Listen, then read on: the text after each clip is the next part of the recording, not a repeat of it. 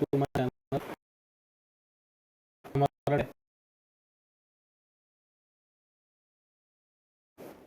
एक का question paper का सॉल्यूशन मैं आपको देने वाला हूं कि आपको किस तरीके से आंसर लिखना है।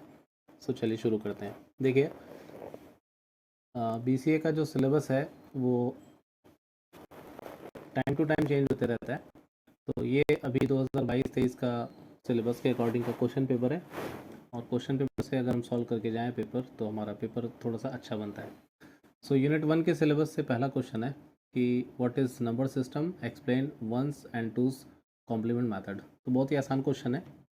इसमें आपको करना सिर्फ इतना है कि नंबर सिस्टम जितने भी हैं उसे आपको समझाना है। तो नंबर सिस्टम जो है वो डेटा को रिप्रेजेंट करने की एक टेक्निक होती है। तो डेटा रिप्रेजेंटेशन टेक्निक है, ये आपको बताना है। और डेटा रिप्रेजेंटेशन के 4 नंबर सिस्टम टेक्निक्स होते हैं, जिसमें से सबसे पहले डेसिमल, देन बाइनरी, और बाइनरी के बाद में ऑक्टल और हेक्साडेसिमल। इन सभी नंबर सिस्टम को लिखने के बाद आप अगर इसका एग्ज़ाम्पल दे दें कि ये 0 to 9 होता है, कुछ एग्जांपल्स देते हैं जैसे 569 एक डेसिमल नंबर है, इसका 0 और 1 होता है, इसका बेस होता है 2, इसका बेस होता है 10, इसका बेस होता है 8, और इसमें 0 से लेके 7 तक नंबर आते हैं। और हेक्साडेसिमल का जैसे आप समझाएंगे तो 0 से 9 और A to F, और इन सभी के एक एग्जाम्पल देंगे तो आपका नंबर सिस्टम का जो आंसर है वो कंप्लीट होगा।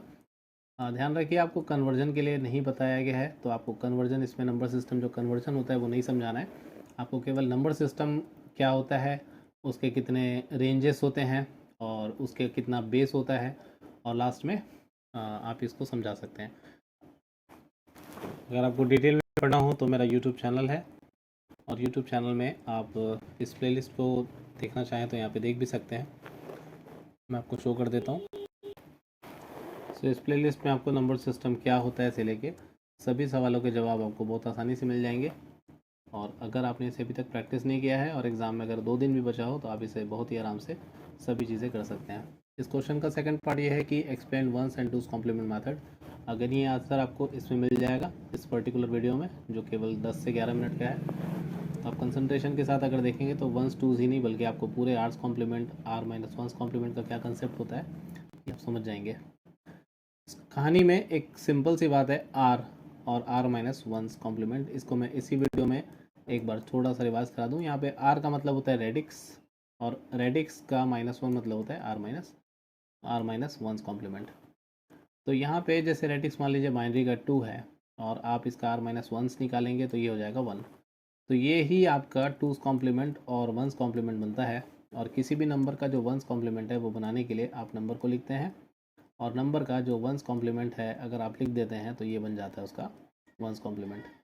और इसी प्रकार आप अगर किसी नंबर का वंस कॉम्प्लीमेंट लिखने के बाद उसमें 1 ऐड कर देते हैं तो ये बन जाता है इसका टूज कॉम्प्लीमेंट।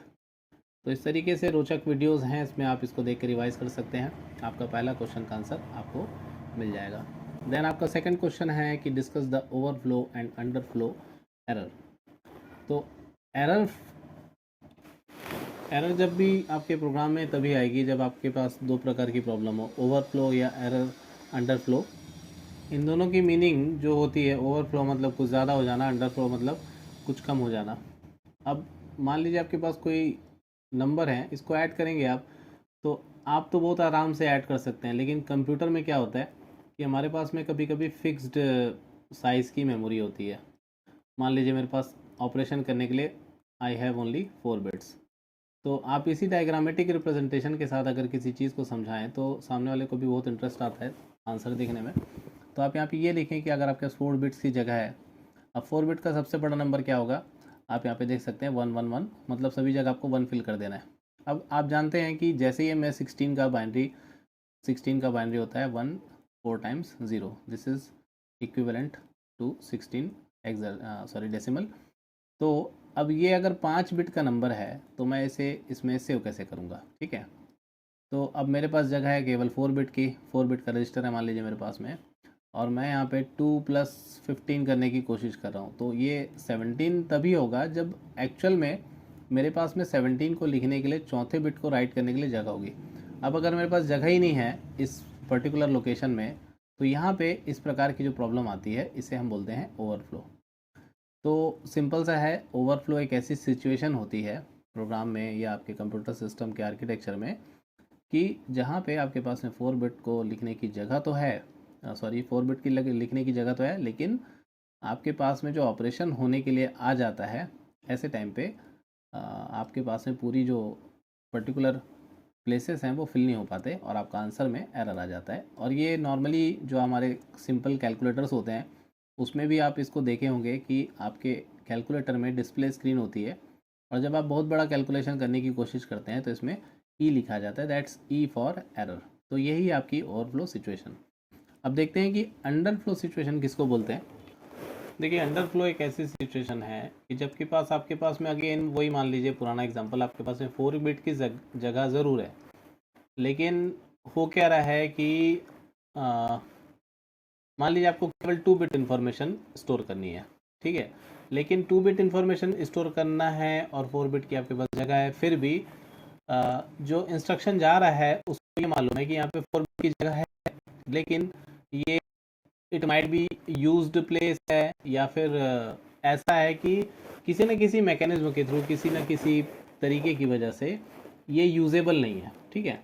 ऐसा होता है कंप्यूटर सिस्टम में, कुछ कुछ एल्गोरिथम्स होते हैं जिसकी वजह से हम क्या करते हैं, इसको यूज़ करके छोड़ देते हैं। जैसे मान लीजिए अभी भी यहाँ पे कोई ऑपरेशन हुआ है और ऑपरेशन होने के बाद यहाँ पे वैल्यूज़ फिल कर गई थी, फिल होने के बाद इवन ये फ्री हो चुका है, लेकिन ये जो फ्री होने का सिग्नल है ये सेकंड, ये मान लीजिए फर्स्ट आपका ऑपरेशन था जिसमें अपन ने इसको भरा था, और सेकंड वाला जो ऑपरेशन आया उसको ये मालूम ही नहीं है कि पहला ऑपरेशन कंप्लीट हो चुका है।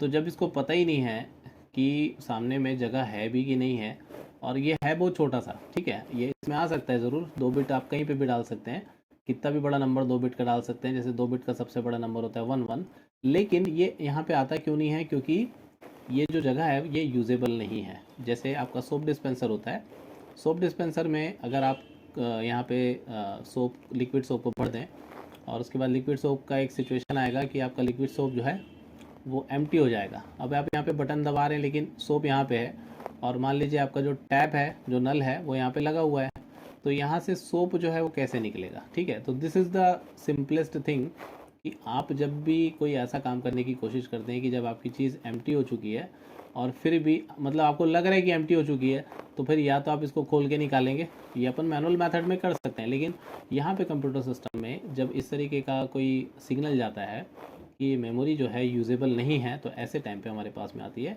अंडरफ्लो की सिचुएशन। अंडरफ्लो का मतलब होता है चीज़ें हैं ज़रूर, रिसोर्सेज हैं ज़रूर, लेकिन हम उसको इस्तेमाल नहीं कर पा रहे हैं, तो दैट इज़ कॉल्ड अंडरफ्लो। तो ये पूरा का पूरा आप डायग्रामेटिक और एग्जाम्पल के साथ समझाएंगे इस क्वेश्चन के आंसर में। तो ये क्वेश्चन भी बहुत आसान है। तीसरा आता है आपका question, describe error detection and error correcting codes. तो चलिए इस पर डिस्कशन करते हैं। जब दो कंप्यूटर आपस में डेटा को शेयर कर रहे हैं, ठीक है, अब यहाँ पे अगर हम कोई मैकेनिज्म लगा दें कि यहाँ से कोई डाटा, बिट स्ट्रीम बोलते हैं इसको, बिट स्ट्रीम अगर यहाँ से जा रही है, ठीक है, जैसे आप देखते हैं स्ट्रीमिंग करते हैं ना यूट्यूब वगैरह में, जैसे अभी मैं भी स्ट्रीमिंग कर रहा हूँ यूट्यूब में, तो जब बिट स्ट्रीम जाती है कहीं पे, तो अब जो मेरे पास में डाटा मिला मेरे को, they are used to detect the errors present in the received data bit stream. अगर मेरे को कोई डाटा रिसीव हो रहा है उस पर अगर मैं कोई एरर को डिटेक्ट करने की कोशिश कर रहा हूँ, तो इस प्रकार के कोड को मैं क्या बोलूँगा, error detection code. This codes contain some bits, इसमें कुछ बिट्स होती हैं which are included appended to the original bit stream. मतलब जो मेरा डाटा है, मान लीजिए मेरा डाटा है XYZ, इसके साथ में कुछ बिट जैसे 0 1 2 3 इस तरीके से कोई बिट को क्या कर दिया जाएगा, ऐड कर दिया जाएगा। ये पूरा का पूरा जो पैकेट है, बिट स्ट्रीम है, ये आपको रिसीव होगी। अब ये आपका जो है यही एरर डिटेक्शन कोड है, ठीक है। यहाँ पे सॉरी मैं 0 1 2 लिख दिया हूँ, ये 0 1 1 या 0 1 0 के फॉर्मेट में होगा। अब these codes detect the error if it is awkward during transmission of the original data bit stream. जैसे कि पैरिटी कोड होता है और हैमिंग कोड होता है, ठीक है। तो जब ओरिजिनल डाटा बिट स्ट्रीम में आप किसी चीज़ को पता लगा रहे हैं कि एरर है क्या, तो उसको अपन बोलेंगे केवल पता लगाना, इसमें अपन करेक्शन नहीं करते, इसमें केवल अपन पता लगाते हैं। So this type of codes are called error detection code. इसमें एग्जांपल दिया हुआ है पैरिटी कोड का, और पैरिटी जो बिट होती है वो भी बहुत आसान है। एक होती है एवन पैरिटी और एक होती है ऑड पैरिटी। ऑड पैरिटी बनाने के लिए आपके पास अगर बिट्स हैं, इस बिट को आप अगर इवन पैरिटी बनाना चाहते हैं, तो ये देखिए ऑलरेडी क्या है, ये इवन पैरिटी है, क्योंकि इसमें नंबर ऑफ जीरो, सॉरी इसमें ये एक इवन पैरिटी नहीं है, ये इसमें जो नंबर ऑफ़ ज़ीरोज़ हैं वो कितने हैं, 2 हैं, लेकिन नंबर ऑफ़ वंस कितने हैं, 1 ही हैं। तो आप इसमें अगर 0 0 1 के बाद में एक और 1 लगा देंगे तो ये इवन पैरिटी कोड बन जाएगा। एक और एग्जांपल देखते हैं, जैसे आपके पास एक कोड है 0 1 1, तो इसमें नंबर ऑफ़ टूज़ कितने हैं, 2 हैं, और नंबर ऑफ़ ज़ीरोज़ कितने हैं, 1 है। तो आप इसमें एक और 0 लगा देंगे तो अगेन ये क्या बन जाएगा, एक इवन पैरिटी कोड बन जाएगा। तो ये होता है इवन पैरिटी कोड। और हैमिंग कोड जो है आपको उतना ज़्यादा यहाँ पे नहीं लिखना है। So let's consider what is error detection codes, ठीक है, क्योंकि बीसीए में एकेडमिक कोर्स में इतना ज़्यादा आपको एडवांस में नहीं जाना है, आपको केवल एरर डिटेक्शन कोड में पैरिटी कोड पढ़ा के ख़त्म कर देना है। बीएससी आईटी वाले भी इस आंसर को ऐसे ही लिख सकते हैं। देन एरर करेक्शन कोड क्या होता है, they are use to correct the errors present in the received data bit stream. तो जिसके थ्रू हमको पता चल रहा था, अब उसी के थ्रू हमने डिटेक्ट तो कर लिया एरर, अगर कोई एरर होती है तो आप उसको अगर करेक्ट कर रहे हो, ठीक है, तो उसको अपन बोलेंगे error correction code. We will get the original data. Error correction codes also use the similar strategy of error detection codes. जैसे कि हैमिंग कोड जो होता है उस तरीके से आप क्या करते हैं, एरर को करेक्ट करते हैं। So therefore to detect and correct the errors, additional bits are appended to the data bits at the time of transmission. तो डेटा को अगर आपको करेक्ट और डिटेक्ट करना है तो उसके लिए आपको क्या करना पड़ता है, इसमें कुछ एडिशनल बिट्स को ऐड करना पड़ता है। जैसे कि कोई डेटा है XYZ, तो आप इसमें 0 और 1 को ऐड करके भेजेंगे तो ये बन जाएगा आपका एरर डिटेक्शन कोड, और इसी पर्टिकुलर कोड के थ्रू आप इसको क्या करेंगे, करेक्ट करने का काम भी करेंगे। तो इतना लिखेंगे, ये सफिशिएंट है आपके पर्टिकुलर एक आंसर के लिए। सो फर्स्ट यूनिट के 3 क्वेश्चन का आंसर इस तरीके से आप बना सकते हैं। तो चलिए अब चलते हैं अपन नेक्स्ट यूनिट की तरफ, या फिर नेक्स्ट यूनिट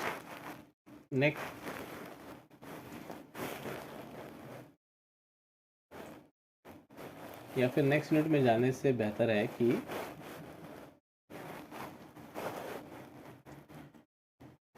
हम पहले यूनिट के और भी जो सालों के क्वेश्चंस आए हैं उसको देख लेते हैं। तो चलिए स्टार्ट करते हैं। अगला फर्स्ट यूनिट जो नेक्स्ट पेपर का है, ये क्वेश्चन पेपर है आपका 2021 का। इसमें फर्स्ट यूनिट से क्वेश्चन पूछा है, convert the following number system as directed. तो ये इसको आपको ऑक्टल में, इसे आपको डेसिमल में, इसे आपको डेसिमल में, अगेन हेक्साडेसिमल टू बाइनरी है। ये सब कन्वर्जन जो है मैंने आपको वीडियोस में बताए हैं, तो आप वीडियोस जाके देखिए, इसको समझ के बना सकते हैं। देन आपका अगेन ये क्वेश्चन रिपीट हुआ है कि what are error detecting and correcting codes, how can we detect error by parity code. तो इसमें आपको जो पिछले अभी जस्ट मैंने आपको बताया कि पैरिटी कोड क्या होता है, उसे हम कैसे डिटेक्ट कर सकते हैं। तो जो बिट लगी होती है उसके द्वारा ही उसे डिटेक्ट किया जाता है। वो जो एडिशनल 1 या 0 आप लगाते हैं उसे ऑड या इवन बनाने के लिए, उसके द्वारा उसको, ये बहुत ही सिंपल है, आप इसको देखेंगे समझ जाएंगे। देन नेक्स्ट क्वेश्चन आता है, what are basic binary arithmetic operation, explain them briefly. So इसका आंसर बहुत ही अच्छा है और इसे मैं बताना चाहूँगा। सो चलिए इसे कंसीडर करते हैं। तो यहाँ पे जो आपका बाइनरी अरिथमेटिक लिखा है, इसकी जगह आप केवल पढ़िए कि अरिथमेटिक ऑपरेशन कौन कौन से होते हैं। अरिथमेटिक ऑपरेशंस 4 होते हैं। एक होता है एडिशन, सब्ट्रैक्शन, दूसरा और तीसरा होता है मल्टीप्लिकेशन। कंप्यूटर सिस्टम में हम एस्टेरिस्क सिंबल का इस्तेमाल करते हैं। और चौथा होता है डिवीजन, इसके लिए हम स्लैश का इस्तेमाल करते हैं। तो ये 4 ऑपरेशन आपके बाइनरी अरिथमेटिक में भी होते हैं। एडिशन के लिए आपको कुछ नहीं करना है, बस एक टेबल बनाना है, और इसे ट्रूथ टेबल ना समझें, इसे आप एडिशन की टेबल समझें, क्योंकि इसमें ना कि सिर्फ 2 वेरिएबल्स होंगे A और B जिसका रिज़ल्ट सम आएगा, और जब हम किसी चीज़ को सम करते हैं तो हमारे पास में कैरी आने की भी गुंजाइश होती है, डिपेंड्स अपॉन द इनपुट। तो यहाँ पे 1 1 मान लीजिए 2 इनपुट हैं, 0 0, अगेन 2 और इनपुट हैं, 1 0 1 0, ये B के लिए इनपुट अगर हैं, इन दोनों को अगर आप ऐड करते हैं तो 1 1 का जो एडिशन है वो 0 होता है और इसका कैरी आता है 1। अगेन आप 1 0 को ऐड करेंगे तो ये होगा 1, 0 1 को ऐड करेंगे तो ये होगा 1, 0 0 को ऐड करेंगे तो ये होगा 0। तो ये ट्रूथ टेबल नहीं है, ये एडिशन टेबल है। आप इसको अरिथमेटिक का इस तरीके से समझें।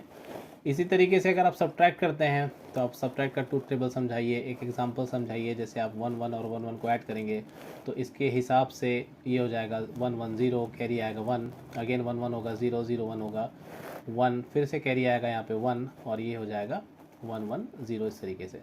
तो ये इक्विवेलेंट है 3 का, अगेन इक्विवेलेंट है 3 का, और ये हो गया आपका 6। तो इस तरीके से आप binary addition, then subtraction, then multiplication और डिवीजन का टेबल बनाकर एक एक एग्जांपल दीजिए, तो आपके जितने भी बेसिक बाइनरी अरिथमेटिक ऑपरेशंस हैं आप उसको ब्रीफली समझा सकते हैं। इतना आपको कम से कम लिखना पड़ेगा, 3 से 4 पेज का, कम से कम 4 पेज का आंसर ही आपका लिखाएगा एक साइड में। तो आंसर पेपर के एक साइड पे आप इसको अच्छे से समझाइए, एक एग्जांपल देके आपका ये आंसर भी खत्म होता है। तो ये आपका फर्स्ट यूनिट का 2 क्वेश्चन पेपर का सॉल्यूशन था। अब देखते हैं तीसरे क्वेश्चन पेपर में क्या कुछ नया है। Let's see. तीसरा यूनिट जो है, मतलब तीसरा जो क्वेश्चन पेपर है ये ओल्ड कोर्स पे बेस्ड है, बट सिलेबस जो है वो डिफरेंट नहीं है। सो हम इसको देख सकते हैं, कंसीडर कर सकते हैं। इसमें पहला क्वेश्चन है ऑक्टल और हेक्साडेसिमल नंबर सिस्टम को एग्जांपल के साथ समझाने बोला है, तो आप इसे समझा लेंगे। ये नया क्वेश्चन है explain ASCII BCD and gray code. तो केवल आपको इसे समझाना नहीं है बल्कि इसके कुछ एग्जांपल भी देना है, ये मैं आपको समझाऊंगा। देन लास्ट क्वेश्चन है explain various arithmetic operation and binary numbers. तो अभी जैसे बाइनरी अरिथमेटिक के ऑपरेशन के एग्जांपल पूछ रहा था, यहाँ पे भी उसी क्वेश्चन को थोड़ा सा घुमा के पूछ रहा है कि right various arithmetic operation on binary numbers. So it's okay, कोई दिक्कत नहीं, पूछने दीजिए, कितना भी घुमा ले, हम घूमने वाले थोड़ी ना है। हम तो इसका आंसर लिख के आएंगे, जो आपने पहले मैंने आपको बताया कि एडिशन, सब्ट्रैक्शन, डिवीजन, मल्टीप्लिकेशन, वही इसका आंसर है। ये 4 ऑपरेशन होते हैं, इसको आप समझा दीजिए। अब देखते हैं इस प्रकार के क्वेश्चन का आंसर को कैसे लिख के आना है। चलिए देखते हैं। सबसे पहले आते हैं आस्की कोड की तरफ। तो आस्की कोड का full form American standard code for information interchange होता है। कब बना, कैसे बना, क्या इतिहास है, क्या भूगोल है, ये सारी चीज़ें आप लिख लीजिए। बट मेरा कंसर्न ये है कि जो 65 एक नंबर होता है, अगर आप इसको कीबोर्ड के साथ दबाएंगे, अल्टर के साथ प्रेस करेंगे, तो आपके कंप्यूटर सिस्टम में रिप्रेजेंट होता है ए। तो ये जो कंसेप्ट होता है ये आपका क्लियर होना चाहिए, और कम से कम ऐसे 4 से 5 एग्जाम्पल्स लिख के आपको आस्की का चार्ट बना के आना ही है। अगर आप नहीं बनाते हैं तो देखिए, आप ग्रेजुएशन कर रहे हैं और ग्रेजुएशन में कम से कम इतना एक्सपेक्टेशन उसका रहेगा कि आप ऐसे कोड्स को एग्जाम्पल के रूप में एक टेबल बना के आएँ कि भाई 65 जो है ये आस्की कोड है और दैट इज़ इक्वल टू ए। इसी तरीके से इस 65 का अगर आप हेक्साडेसिमल निकाल देंगे तो आपका कुछ बिगड़ नहीं जाएगा।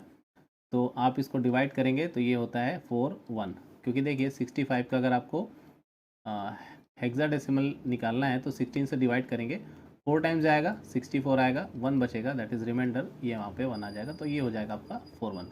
तो इस तरीके से इसका हो जाएगा 4 2, इसका हो जाएगा 4 3, इसका हो जाएगा 4 4, इसका हो जाएगा 4 5। तो इस तरीके से आप हेक्साडेसिमल नंबर का भी चार्ट यहाँ पे लिख दें। ये HD है और ये क्या है, ये हमारा ओरिजिनल जो अल्फ़ाबेट है वो है, ठीक है। और ये क्या है आपका, इसका इक्विवेलेंट डेसिमल नंबर है। तो एटलीस्ट आप इतना लिख के आएँ, तब आपका अच्छी तरीके से काम हो पाएगा। क्वेश्चन का दूसरा पार्ट है BCD। तो BCD का फुल फॉर्म होता है बाइनरी कोडेड डेसिमल, ये भी हम सभी को पता है। बाइनरी कोडेड डेसिमल को समझाने के लिए आप 0 से लेके 15 तक के जो नंबर्स हैं इसका चार्ट बनाइए, 0 0 0, और इनका एडिशन, इनका कन्वर्जन थोड़ा सा डिफरेंट होता है, इसको याद रखेंगे आप। तो यहाँ पे आप जैसे मान लीजिए 5 और 8 का BCD निकालने के लिए आपको बोलता है, तो 5 का सेपरेट निकाल दीजिए 4 बिट में, ठीक है, क्योंकि BCD को 4 बिट में रिप्रेजेंट किया जाता है। और 8 का निकाल दीजिए आप कितना, 1 0 0 0। तो इस तरीके से आप इसका BCD निकाल के आ सकते हैं। तो ध्यान रखिए, यहाँ पे आपको मिस्टेक नहीं करना है। पता चल रहा है 58 का डेसिमल टू बाइनरी अगर कन्वर्ट करके आ गए तो आपका आंसर गलत हो जाएगा। BCD में कन्वर्ट करने के लिए आप एक एक इंडिविजुअल बिट को 4 4 बिट में इस तरीके से लिख के आएंगे। लास्ट ऑप्शन है आपका ग्रे कोड। ग्रे कोड क्या होता है, अगर कोई कोड है तो आपको इसमें सबसे पहला बिट निकाल के रख देना है, ये आपका पहला बिट है। फिर आपको क्या करना है, जो इसके पेयर्स हैं, जैसे ये पहला पेयर है, दूसरा पेयर है, तीसरा पेयर है, इन सभी के ऊपर में जोर ऑपरेशन, जी हाँ जोर ऑपरेशन आपको करना है। जैसे 0 1 क्या होता है 1, 1 0 क्या होता है 1, अगेन 0 1 क्या होता है 1। इस तरीके से आप ग्रे कोड कम से कम 3 4 का बना के आएंगे, BCD से ग्रे कोड में कन्वर्ट करके उसको दिखाएंगे। और ग्रे जो है फ्रैंक ग्रे ने बनाया था, ये लिखेंगे, इसका भी इतिहास भूगोल पूरा लिख के आएंगे, तब आपको बहुत अच्छा नंबर इसमें मिल जाएगा। तो एटलीस्ट इसको 3 पेजेस में आपको आंसर लिख के आना है।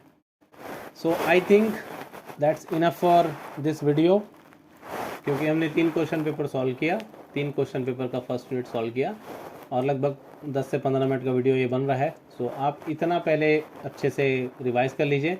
नेक्स्ट वीडियो मैं बहुत जल्द बना के अपलोड करता हूँ, और एग्ज़ाम 2 से 4 दिनों में ही है, और ये आपके हमेशा काम आएगा। आने वाले टाइम पे भी आप इस वीडियो को आगे शेयर कर सकते हैं। अगर पसंद आया तो लाइक बटन और कमेंट्स करना ना भूलें। कोई आपका क्वेश्चन रह गया हो इस पूरे लेक्चर में तो प्लीज़ वेलकम है, उसको मैं नेक्स्ट लेक्चर में कवर अप करता हूँ। तब तक के लिए बने रहिए, तैयारी करते रहिए। All the best for your examination. Thank you very much.